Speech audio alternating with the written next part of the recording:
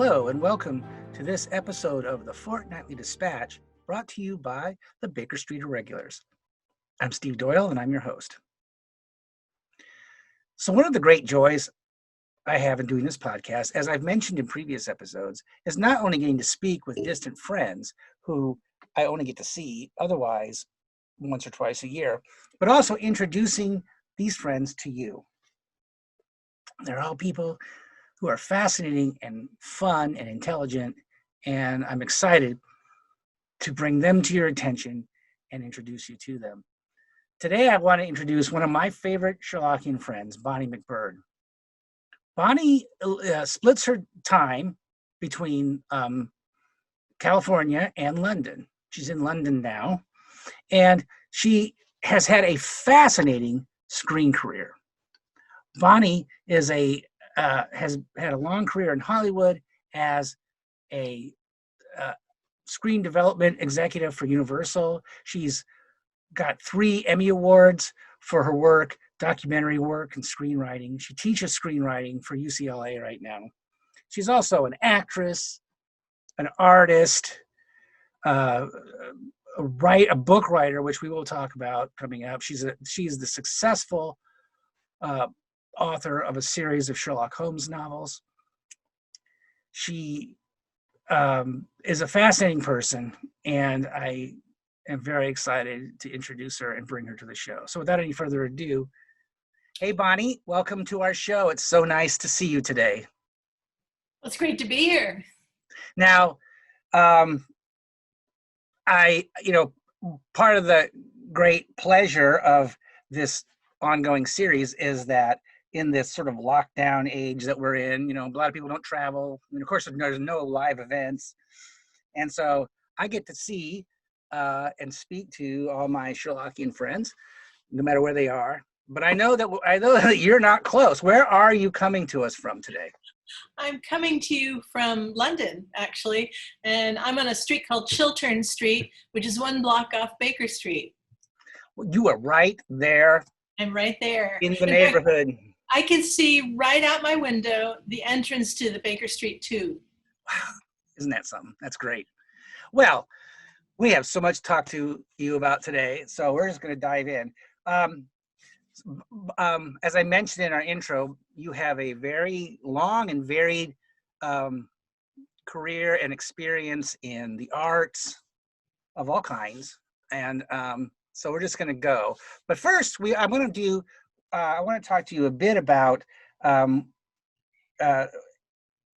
you found Sherlock Holmes. Not only how you found Sherlock Holmes, but then also how you found the Sherlock Holmes community, because I've spoken to you about that in the past, and you kind of held off for a long time. So how did you first find Sherlock Holmes?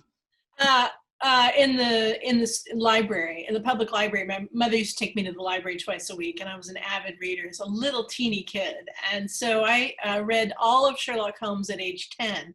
I read the one story, and then I just inhaled all of them. And I loved it passionately from that age on. So my mother encouraged me to read, and she also had a huge dictionary open on a stand in our living room. And when I didn't understand a word, and there were plenty in Conan Doyle that I didn't understand, that I would look them up and try to use them in a sentence like in the next week. She would encourage me that way. So I got a little trouble from Conan Doyle there, but. I remember doing that too. Like, what is a handsome cab? What is ejaculate? Well, that too. Because I used that. Well, I'm 10. I don't know anything about this, and so I used it in a sentence in my 4th grade, a little writing assignment, and I got called into the principal's office, and they called my mother, and she came to the school, and they said, "Well, what is this?" And she looked at it and she started laughing. She goes, "She'll bring you the book tomorrow." This really happened. So yes. So the teacher looked at that and said, "Oh, okay." So she has a deep vocabulary. Well, I was trying to do as I was told as a little kid, learn words. You know, it means, ah, he spat out. It's like, okay, well, good. Now I've started this interview with a ridiculous controversial issue. It's all good. So do we need a trigger warning for this? Yeah. Attention, everybody. She says This a word podcast contains sensitive information for Yes. sensitive viewers. double meanings. Well, so you found Sherlock Holmes When as I was 10, right? But 10. then, yeah, I didn't, then I fell in love over and over and over throughout my life. So the first, of course, once I read the things, then I started watching on TV, on black and white TV, all the old movies. And, I loved them, except I remember even at that age, loving the old-fashioned ones, but the minute it turned into the wartime setting and he had like weird hair like this, I was like, what the heck? What? He doesn't have hair like that. And then And where's the deer stalker? and I remember thinking, wait, the dressing, it's all wrong. I was like, had opinions. I was like 12 or 11, I don't know, big opinions about this.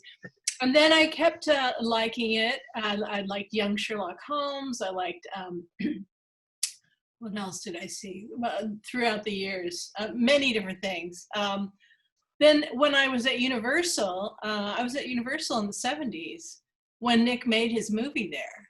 So I remember that movie being made where I was working, and I remember reading the script and so forth. And so I loved that. I loved, let's see, what are the other? Oh, weirdly though, I kept finding Sherlock Holmes in a lot of places. As we do as fans. And so, House, I remember sitting down to watch House, and within 3 minutes of this show, I'm like, that's Sherlock Holmes. There he is, and of course, Hugh Laurie's so fabulous. So anyway, so I kept falling in love over and over and over. And then, of course, Granada just did it for me. I mean, when I saw the first episode, the first airing in the US of that, I was like, that's the guy in my head, that's who he is. Indeed. Remember when he turns around, that. Oh, yes. Yeah, they gave him a, yep. Yeah, and Paul and Annett gave him that beautiful entry moment. And that wasn't the first one they shot, as you know, because you knew Paul also. Yes. And I was so delighted to get to meet him through your conference. But anyway, so that moment when he turns around, it's like, there he is. That's Sherlock Holmes. I couldn't believe what I was seeing. I was just like, what is alive. This? And then he was so funny. He was so subtle and so aristocratic, but like bohemian at the same time, and so subtle. And he had you felt the vulnerability as well as the brittle top notes. And I mean, he was just so perfect. Mm-hmm. So I loved that. And then, I just kept enjoying. And finally, I saw, I guess, the BBC Sherlock and the Robert Downey came out pretty close in time. And I had tried to write a Sherlock Holmes novel before that, and I sought out Les Klinger. I read about him, and I sought him out, and I took him out to lunch, and I remember asking him, I was interested in writing a Sherlock Holmes pastiche, and he's like, yeah, you and everybody else. But he was very nice, but he's funny. He's very funny. And I said, so you're an expert, you've read everything, and you love this more than anything, and you know everything about it. So what are your pet peeves when you read a Sherlock Holmes pastiche? And he said, to think about that. Okay, I hate it when they talk about food to a great extent. Like when they really go on and on about a meal. That's interesting, because I can't say that I've actually heard that as one of in the list of complaints that people have about pastiche. I think it was just what he could think of at the moment. But then I remember later on when I started, I remember I took a dry run at writing a Holmes, and I couldn't do it. I didn't have the chops, and I just didn't know what to do, and I put that away. And then I wrote another novel that's in a drawer, but about a female private eye. But she was dating a cop who was a Sherlockian. So he was always back in there somewhere. Anyway, so flash forward to falling madly in love with, both the Downey and the Benedict, both really turning me on again. I started a series of writing, and I, and Les said, you need to meet other Sherlockians. And I'm like, I don't know. So And I want to ask you about that because it's a long gap from yeah, finding homes at the age of 10 right. and going through your, a large chunk of your life and Right. not, and, Well, and still having to sort of be coaxed into. well, I was on Hounds of the Internet. So during that phase, I was active on Hounds of the Internet, but like nobody knew me, or I mean, I didn't know anybody. But I met Catherine Cook that way, and she doesn't remember this, but we corresponded for a bit, and that was the extent of my reaching out, because I remember like maybe I bumped into a couple of people. Oh no, there was another thing. I produced a play in the 80s.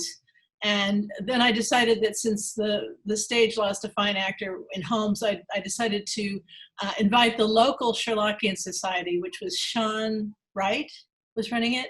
Mm-hmm. And I contacted them and said, since Holmes was an actor and blah, blah, blah, you want to come see this show? And they all came and saw the show. And that was the second contact. But I can't remember exactly why, but I got this fearful notion that a lot of Sherlockians were sharply judgmental, and I just didn't want to, I don't know, reveal my passion for this in a way. I just was shy about it. It felt very personal to me. Well, I've encountered that myself, that idea that, I can't, even on our local science society level, I'm interested in Sherlock Holmes, but I know that you're all these fantastic scholars, and I'll just look like an idiot. Yeah, I mean, I was afraid to be called a fake fan. You know what I mean? Like somebody who doesn't know everything.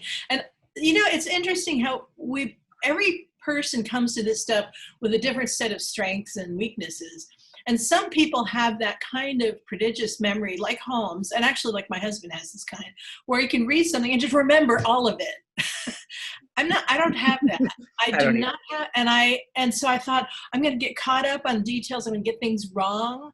And I'm maybe called a fake fan, but this stuff is too important to me to like put out there in the open. And I get it. Just I felt very comfortable about it. But we all know, everybody, that's kind of ridiculous because yes, now I know. We all have different, abilities and even interests. Like if you ask anybody in my local science society who's the worst quiz taker, which is really what that means is who's holding the details. Yeah. I'm the worst. Oh, I can't do this at all. I can't remember what street name it was and how many, I don't know how many I can't remember all of those things. But what's interesting is when I'm writing and I'm trying to not contradict canon. Of course, now we have, a searchable document of the entire canon. So this allows people who don't have the memory of how many glasses and how many this is, all those details and the dates and stuff. When I look up the chronologies, I can't keep that in my head, but I have easy access to it now, and I use it. I use it like crazy. In fact, here's a funny story. Somewhere I have on my computer, maybe I should try to pull it up. I have a document about how Holmes, or how people say said, like he said. He demanded, he wondered, he asked, blah, blah. Really? Like I did a compilation of that because somebody who shall go unnamed criticized me and said, you're always using said, why don't you use something more interesting and, arcane and, more artistic? And it's like, no, Watson says said most of the time because he vanishes out of he doesn't impose himself into the story very much. Well, that's interesting because that's a nice segue into something I want to talk to you about is writing your stories. Let me talk about that for a minute. Bonnie, as most of you should know, is the very successful pastiche series author. She's got 3 in print, and there's another one. When's the 4th one coming out? 4th one's coming out next March. It's called The 3 Locks. 3 Locks is coming. First one was. These are all great, by the way. I'm just, I wouldn't talk about crappy books on here, so I'm just saying these are good. So get them. So Art of Blood, that's the first one, right? That's the first volume. Mm-hmm. And we'll talk a little bit about how you got here. do this. Whoops, sorry, everybody. I just banged the microphone. Unquiet Spirits, which I think is my favorite. Yeah, it's my favorite. Yeah, that's my favorite. We'll talk about your book tour and your visit here too. And then Devil's Due, really good. They're all great. And then the Three Locks is coming in March. Mm-hmm. Right. Yeah. So and they're all published by HarperCollins. So this is like the real thing. So you should be very proud of them. I think they're very good. So let's talk about the like for instance, you were talking about, Watson used the word said more than more than 3,000 times in the game. Right. Just to let you know. So let's talk about how you find the Watsonian voice. Is that your method? And how did you said before you wrote it you couldn't get it, but now you can. The Watsonian voice is the least difficult part of it for me, because I'm a mimic and I always have been. Like as an actor, I like to do voices or accents. I've actually studied dialects. I've taken dialect coaching many times, and I've been studying it since I was quite young. And even here in England, I've been taking dialect coaching over here because I've been acting with a bunch of actors here, and sometimes it doesn't make sense for me to do it in my natural accent. So the thing is, voice. You hear that? Voice is not. There's a lot of action on Baker Street today, people. Yeah, something's going on down there. Voice is the least hard. I mean, I have to do something to get into the voice, which is I start each writing day with reading the canon, and then sometimes I listen to Stephen Fry because I love his tapes and that. But what's the hardest thing is not the voice. It's the deductions and the because once you extend a Holmes type adventure to full length, then you have to do something different with the construction of the story than he did. But he is such a master storyteller. He crystallized this beautiful structure as a short story.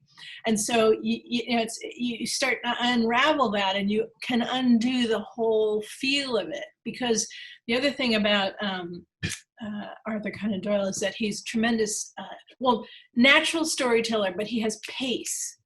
And Watson, being a man of action, as the narrator, he just doesn't wax poetic about the clouds for, paragraphs. And so he sets the scene succinctly, and with those beautiful Victorian, vocabulary that we don't use so much now. Mm-hmm. But he sets the scene, but then boom, the story. It's all story. Right. I've always been struck by the economy of Watson's, Conan Doyle's, but Watson's prose. I mean, Yes, exactly. It's economical. It's like right to it, boom. You're right there. Right. Minor character comes in, fully fleshed out. Yeah, you can see him. He makes you see and hear them. He has distinct, Dickens does that, of course, extremely well. But like the voices, you hear the voices, that they're different dialects, they're different levels of education, and they're just, you can feel a lot about the characters and the way he has them speak. And that was pretty much, of course, Dickens did that, but not a lot of writers did that in the Victorian era. And I love, somebody wrote, I forget who wrote this, that Conan Doyle's writing is cinematic. It predates cinema, obviously. There's an overlap at the end there, but it predates cinema. The thing is, it's cinematic because, first of all, he uses so much more dialogue than most writers of his era. And second of all, as you just said, he sets the scene. You see it. It's like it's like the establishing shot, right? Right. I was just going to say that it is, because you and I both are visual people, right. And that's how I think of it. I see these stories as, up from black, set the scene, boom. Yep. Yep, exactly. And he also he does what I teach in my screenwriting class is when a character walks onto the page, is you can't take 2 paragraphs to describe them, but you have to choose like the telling detail, and that's what he does. Is he finds that something about their gesture or the way their coat fits them or the flip of their head, or he finds some little thing that goes, oh, I know who that is. Physical characteristic. Yeah, Strange labored breathing or something. He gives you some telling detail that you then can fill in the rest, and he's so good at that, and choosing what those details are. So I mean, he's deceptively difficult as a craftsman to emulate because he's so unbelievably good. Well, we see that a lot in a lot of the pastiche writing. I think it is a style. It's not simple. It's deceptively difficult, I think. I mean, it's a hard thing to. It's hard to be simple and tell a story, and I think it is. It's like if you don't choose the right details, it doesn't tell you anything, or it doesn't tell you anything with story juice to it. And Conan Doyle had this unerring instinct for the story juice, I call it. It's like, yes. And he's that little thing that makes you go like, oh. Or aha, those little things, and man, you even see it in the stories that are not, some of those stories, even from the case book that are, case book has some of the best stories, Store Bridge, Illustrious Client. Yeah. It's also got, let's face it, it's also got some of the weakest. But even in the weak stories, there's always a moment or two in those weak stories. It's like, that is really good. Yeah. I unfortunately have been asked to give a presentation about the Mazarin stone at the dinner we're not having. And I'm like, the Mazarin stone, damn. Oh, and by the way, I have it up on my I'll have to fetch it for you. I have it. It's this big. Anyway, but, oh my gosh, yeah, that's one of those stories. Yeah. But you could even squeeze a drop or two out of that one, I think. Yeah, so there's always something. Because he's just a natural storyteller. And I love in his biographies the notion that he grew up with his mother telling stories, and then in school, what was it? Somebody was bullying him and like made him tell stories or something every night or whatever. I don't know whether he must have not had his growth spurt then, because he ended up being a very big guy. But right. But it's hard to imagine him being bullied. Yeah, it is hard to. Well, maybe he's a little kid. Who knows? But anyway, he had to tell stories, and I can imagine him amusing all the other kids. I do think there was something about, what do you think? I mean, I think there was something to that notion of the Celtic temperament, because I'm Irish on both sides, and yeah, I'm often told I have the gift of gab. Yes, you do. You do. It's a certain charm, and it's also an ability to spin out a tale. Yes, I just think there is something to the Celtic temperament, I think, that is inclined to perceive things as stories, and yes, it's certainly part of the culture, and who knows, maybe it's a little wired in. I agree with that totally. And there's also some poetry involved.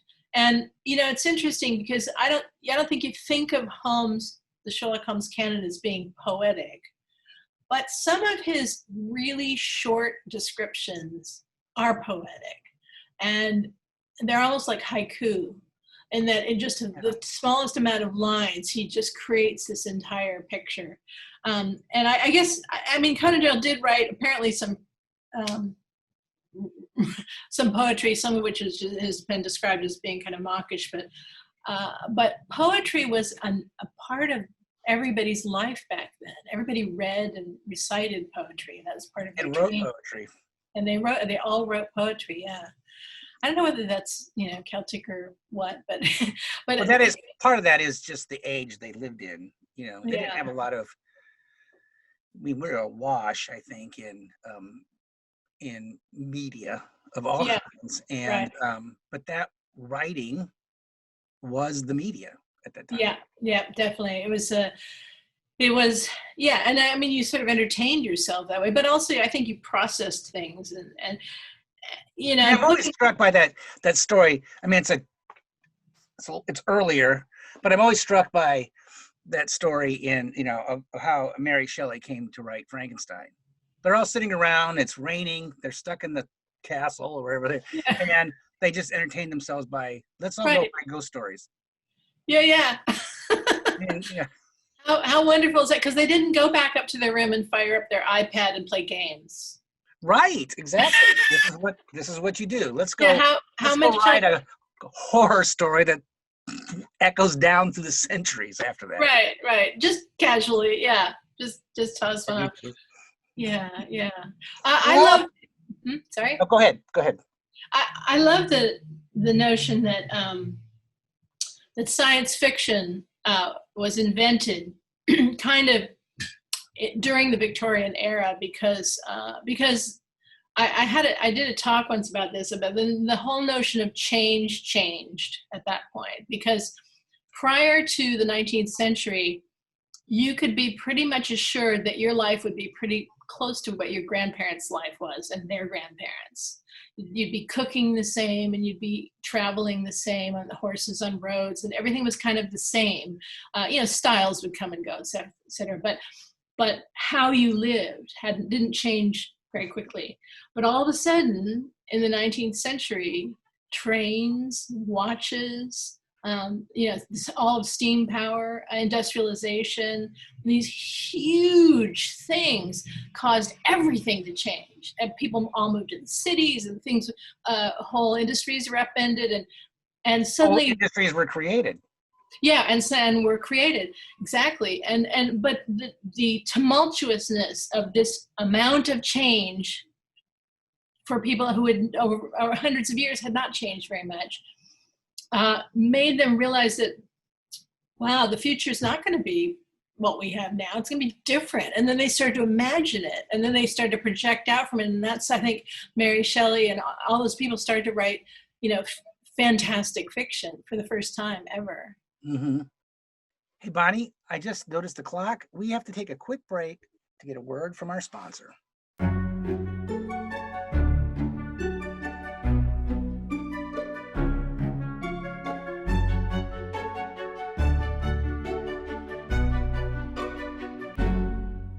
All right, we're back.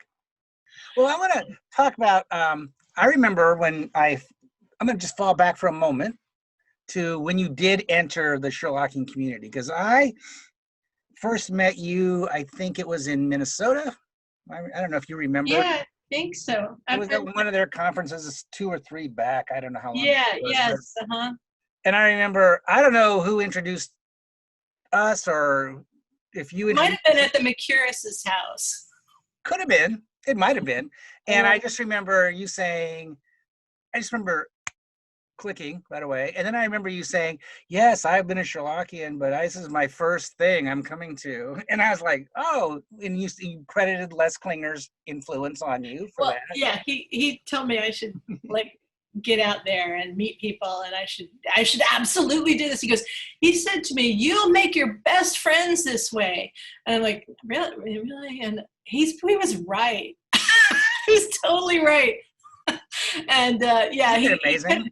Dragged me kicking and screaming into the scene, because I said I was nervous that people would be very judgmental if I didn't remember, who the maid was in this story, or I don't know, just the factoids and stuff. But I also quickly found out that there's so many angles that different people come to Holmes, and different people's levels of expertise are in multiple directions, and they're all fine. Right. And that's one of the reasons I always ask people, because I find that fascinating. They're all different. Well, there's some similarities, but some people are drawn in by the stories themselves. Some are drawn in by, I saw something on television, or I went to a movie, or I met somebody, and it kind of, I'm always.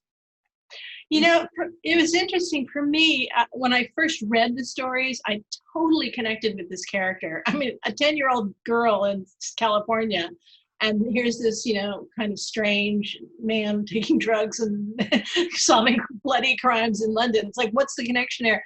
And I realized later over time that the connection is that I really admire intelligence.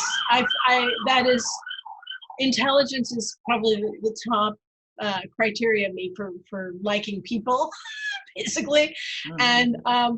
And I was just struck by his intelligence and his integrity and his cleverness. And I thought the books were funny back then. I mean, I saw the humor and I saw the friendship, and like, who doesn't want a friend like Watson? But who doesn't want to be a friend like Watson too, you know? And there was so much warmth and humor and weirdness and fun. And it was like, so I realized that I always gravitated toward that sort of intellectual connection. So, you know, when Star Trek happened in the 60s, I saw the first episode of the beginning show, and it's like, Spock, yes. You know, and I've noticed a lot of Sherlockians, you know, connected to that too. So I was a huge Star Trek fan. I got to meet Gene Roddenberry later and so forth. And similar to Sherlock Holmes is there's a layer of idealism and optimism in both Sherlock Holmes and Star Trek that just spoke to me so deeply, and still does. You know, in high school, I was the only girl in the chess club, and you know, I was just kind of like this brainy misfit whose brain didn't match the external much. You know, it's like people to meet me and be like, "Yeah, like a bubbly girl," you know. It's like, yes, but. I got this inside part of me that is, you know, deeply into Sherlock and, you know, connects with that. So, but it just doesn't appear on the surface. Yes, I can completely relate to that. You know, it's like there's something about the sort of the kind of the. I mean, I'm going to use the word glamour of that Sherlockian Baker Street scene.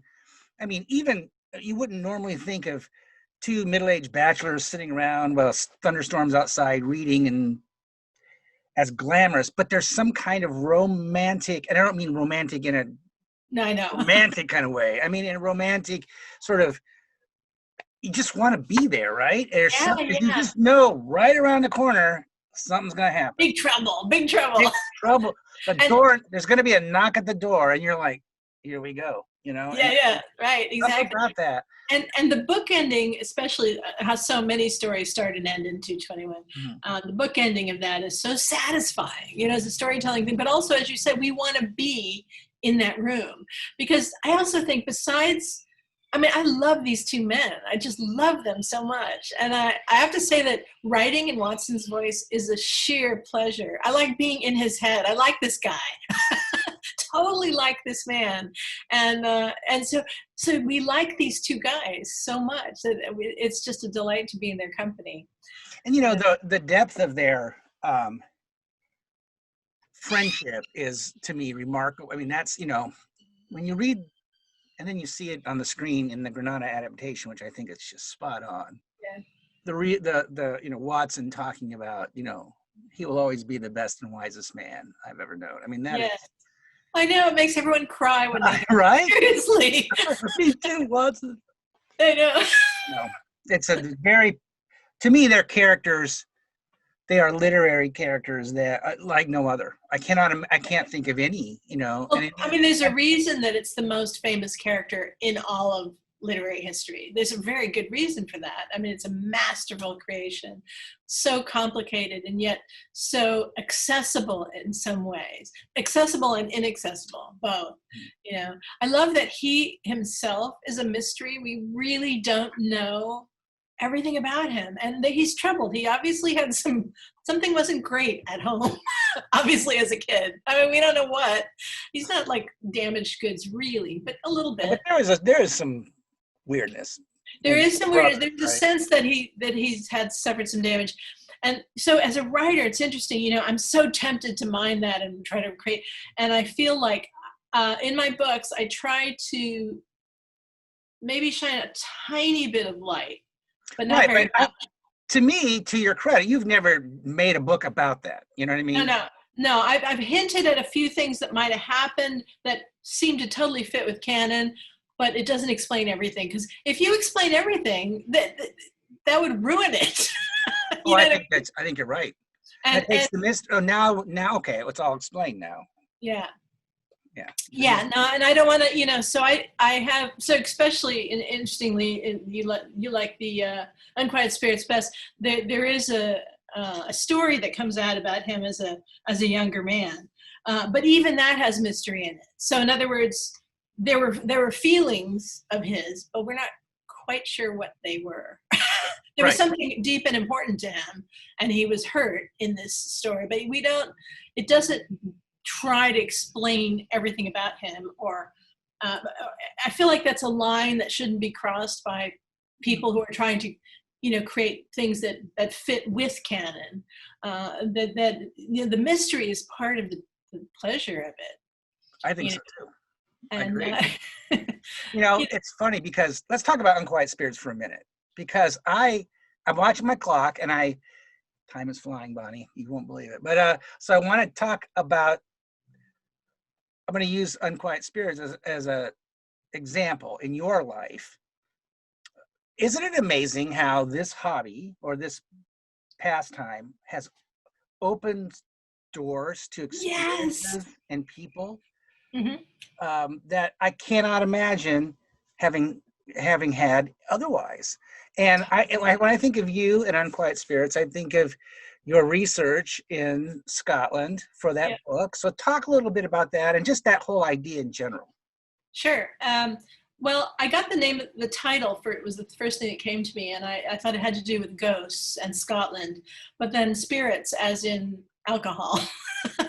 And I thought, I started to do some research on the whiskey business, and I discovered that the whiskey business suddenly catapulted into prominence right during that time because of the phylloxera epidemic that decimated the vineyards of France. And so suddenly all the grape-based drinks were very expensive and more scarce. And so several Scottish whiskey barons dived into London and said, guys, whiskey, because up until that time it was a drink that manly men drank while they're hunting, out of flasks, but women, it wasn't a social drink. And so they did this, and at the same time they created blends for the first time, because that was more suited. They could first of all get consistency, and second of all the blends were more palatable for the city tastes. All you readers out there, you should know that if you are a whiskey drinker, and like some of us are, this book is right in your wheelhouse. Yeah, but it took you to Scotland, didn't it? I mean, it did, and I sought out. I always seek out experts in whatever thing I'm researching, and I met Charlie McLean, who is one of the world's foremost whiskey experts. And obviously Scottish from the name. He turned out to be a delight. He's a good friend now.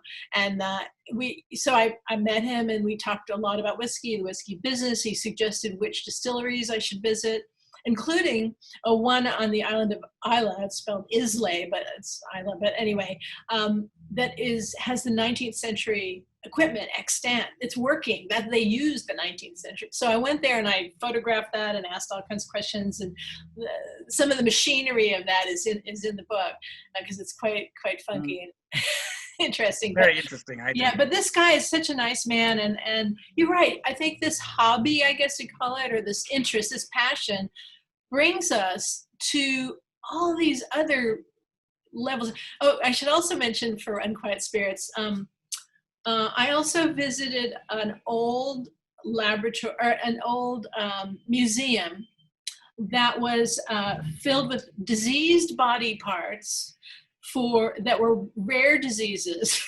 because medical students wouldn't get to see these situations very often, and they were all preserved in alcohol. So I won't go further into that, but I went to this is a place in London, and I visited this, and I got all the details of how that worked and why they did that. And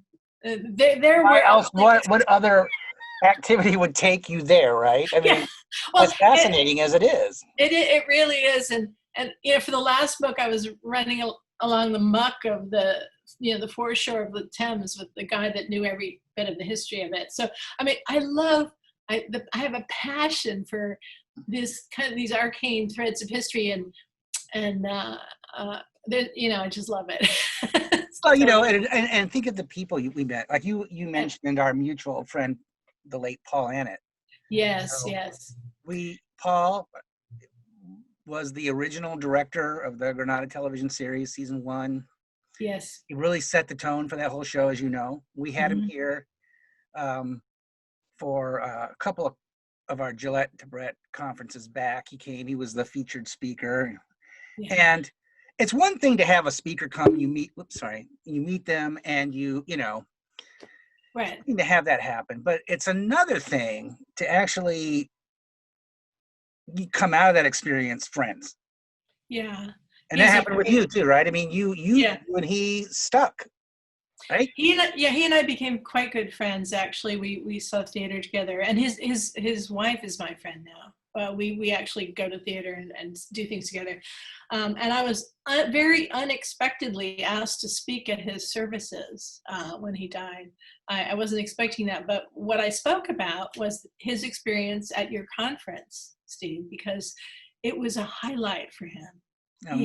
He was so touched, because what happened, for people who weren't there and are listening to this, is that you interviewed him about the process of bringing Jeremy in and setting up the initial choices about the character, the makeup that caused him to walk and all this stuff. And he showed some unseen video or film footage of this.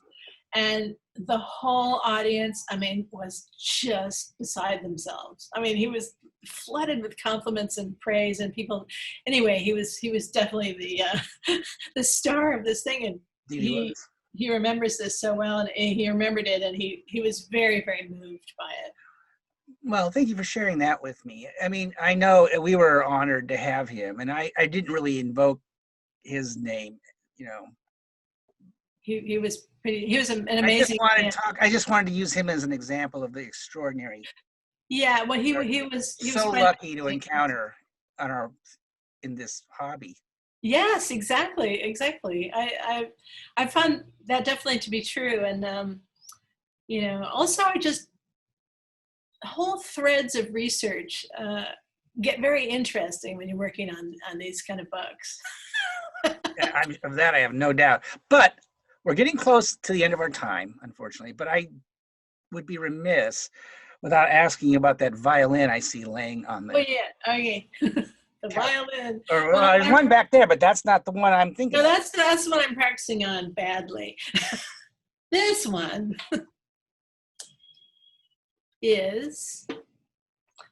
I'm not really a collector like many people are, but I have a few things, and this is my prime thing. This is the violin that was used in the wedding scene at BBC Sherlock.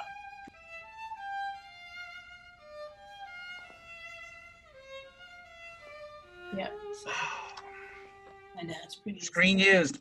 So there it is, and so I was practicing on it, and then I thought, I really don't want to be practicing on this, and that is, I got to say though, that you've triggered the green wave of envy. Oh God, well done. You have so many. Listen, right behind your head is a gray. I see the gray jacket the other direction. You have to move the other way. The gray is that the Jeremy Brett? No, Jeremy's over back. Jeremy's back there. Yeah, the Jeremy Brett frock coat. That is my lust item that you in your collection. So we are all blessed to come across these things, and it's great that they fall into hands of people who understand what. It's so fun. Heather Edwards was the one that turned me on. She bought a different one of the violins. She bought the Euros one. Yes, I know. So both those violins are now in the hands of people who get it, right?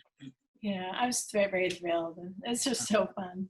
But but Bonnie, we're about out of time. I cannot believe how fast this has gone. So I just want to say what a treat it is to be able to talk with you. I just miss all my Sherlockian friends. Oh, I do too. This is quite difficult. I have not stepped foot over the front door of this flat since March 7th. Well, hopefully this is going to be, hopefully there's a light at the end of the tunnel somewhere, and yes, and we'll be able to. I'm looking forward, and let's just get let's just get 2020 in the book, right? Yeah, done with 2020. Let's be done with 2020 and on to 2021. Yes, definitely. But what a pleasure to speak to you. It really is quite fun. We have so many interesting, and yeah, it's great. I'm delighted that Les dragged me kicking and screaming into the Sherlockian world. Well, I will speak for everybody when I say we are all glad he did as well. We owe Les a lot for a lot of things, and that is certainly. Yes, we really do. We really do. Well, take care, Bonnie. I look forward to seeing you in person sooner than later. Yes. I'm sure I will run into you here in the virtual Sherlockian universe again before too long. So definitely. All right. Okay. Great. Thank you for having me. Bye-bye. Mm-hmm. And that's it for this episode of the Fortnightly Dispatch, brought to you by the Baker Street Irregulars. I just want to again take a moment to thank all our viewers. You know, we're getting subscribers every week with every 2 weeks with every new episode that we release. We get new subscribers to our channel and to the podcast. I want to thank you all so much. We have some comments. You're all so generous. Mark Anderson writes, many thanks for your efforts on the Fortnightly Dispatch. Well, thank you, Mark, for watching. And thank you for your comment. Pat Ward from Indianapolis writes, keep getting better and better. What a way to spend an hour. Thanks, Pat. It means a lot. Dennis Kaiser writes, another wonderful podcast. Keep up the great work. Well, Dennis, we're going to. We'll do our best. I do want to mention one thing. We are going to draw, we will be taking a break from the podcast. We have, I'm thinking, 4 more episodes, which will take us up into the holiday season of 2020. And then we will be taking, we will close down or draw to a close what we are calling season 1 of the Fortnightly Dispatch. We'll take a break through the holidays and pick up with an entirely new list of guests that we want to visit with in season 2, which will begin sometime in mid-January. Until then, I just want to say thank you and stay safe, and we'll see you in the future.